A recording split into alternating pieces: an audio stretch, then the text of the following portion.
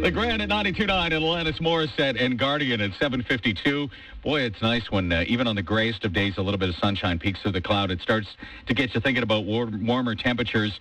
And like myself, I've got the bike suspended in my garage, but I look forward to bringing it down because I'm an avid trail rider. But boy, do I aspire to be closer to the gentleman that is joining us in studio and what he's managed to accomplish. I don't think I'll get there. Ian Evans joins us here in the Grand Studios. Good morning, sir. Morning. How are you today? First question out of the gate that I'm asking. I'm doing fine. Did you cycle here?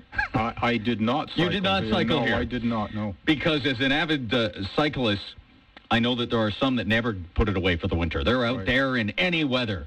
Right. But I do cycle in the winter. I did have a very Arctic cycle ride the other day and decided to put the bike away for another week or two and continue skiing. But it's wonderful to get out again, actually. I can tell the Arctic, as you call them, Arctic cyclists, because they have the permagrin because of the wind chill, freezing their face into a certain pose. Yeah, I know how that feels. Ian, I'm so glad that you dropped in for a couple of reasons, but specifically we have been talking on the air about Australia by Bicycle, which is the film you shot that's going to be at the Gorge Cinema this Sunday. This Sunday, 4:45. It's a fundraiser for the food bank.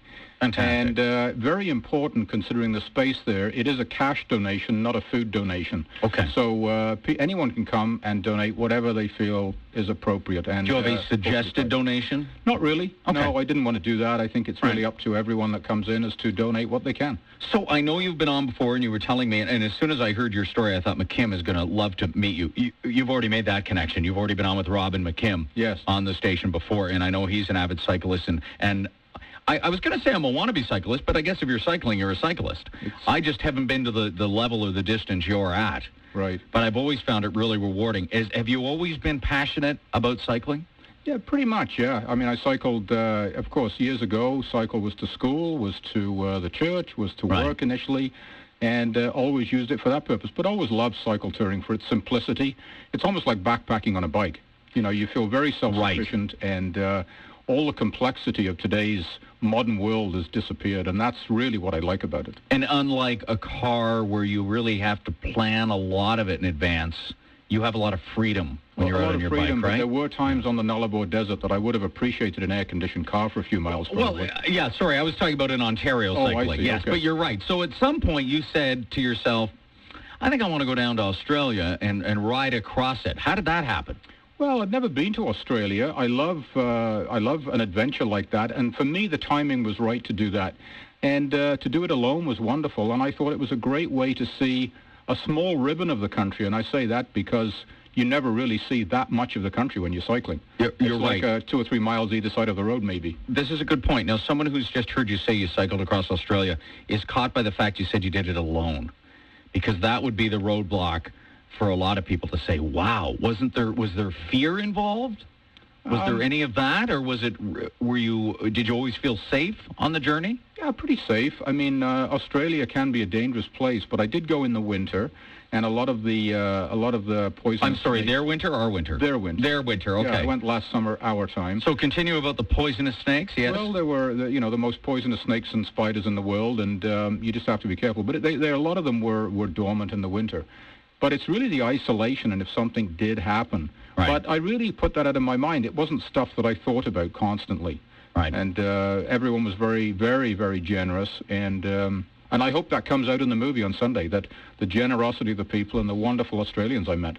How did you shoot it while you were cycling? Did you have one of the helmet cams? Or no, one of the, I didn't. That was one of the challenges, actually, filming on your own. And I think when people see the movie on Sunday, they may see some of the things that I did to make it more interesting. But I had a couple of cameras, one a very small one that I used on the bike, and the other camera was a regular camcorder. But I didn't use a helmet cam, no. And am I right that 90% of the population of Australia, in Canada, 90% is right down by the border with the U.S., but in Australia, 90% is on the coastlines because of the massive desert in the middle, am I right? That's right, yes. I mean, Australia, to me, was a place of half a dozen big cities, a few roadhouses and small towns, and absolutely nothing else. So from a distance standpoint, what was the odometer? 5,000 kilometers. Yeah, and it took me 57 days to cycle it, 7 rest days, so 100 kilometers a day. That's unbelievable. And I mean, I'm trying to guess at a lot of the things that I really should just see the film to answer. because I'm trying to picture what you carried, how you did it, where you went, what you ate. So the great opportunity, again, that's this Sunday, 4:45 at the Elora Gorge. And all that you're asking for is people make a monetary donation to help the food bank, right? That's exactly right. Okay. And I would suggest getting there reasonably early because there's likely to be a large crowd. We're hoping for a large crowd anyway. Right. And very much looking forward to the day. Where's your accent from, by the way? In the middle of the Atlantic right now because I spent half my life in England and half here. So no one really knows exactly. Yeah. In the same way Canadians don't like to be confused with Americans, Aussies and Brits don't like to be confused for each other. Let's just say I had a Canadian flag on the bike, not a British flag. Oh, you did? Fantastic. And just quickly, we're almost out of time tonight. Yes, tonight, Adventure Club show at the Elora Legion, 7:30. Richard Burt will be talking about his experiences in Africa, mining, precious metals, and the political changes in Africa. Okay. Very interesting. Anyone's welcome. Again, just a donation for the costs, but 7:30 at the Elora Legion at Elora Adventure Club. All right, fantastic. Ian Evans and the film Australia by Bicycle, Elora Gorge Cinema this Sunday, 4:45. Thank you for dropping in, You're sir. very welcome. I appreciate that. I apologize for the dog jumping up on you. It was part of the entertainment. No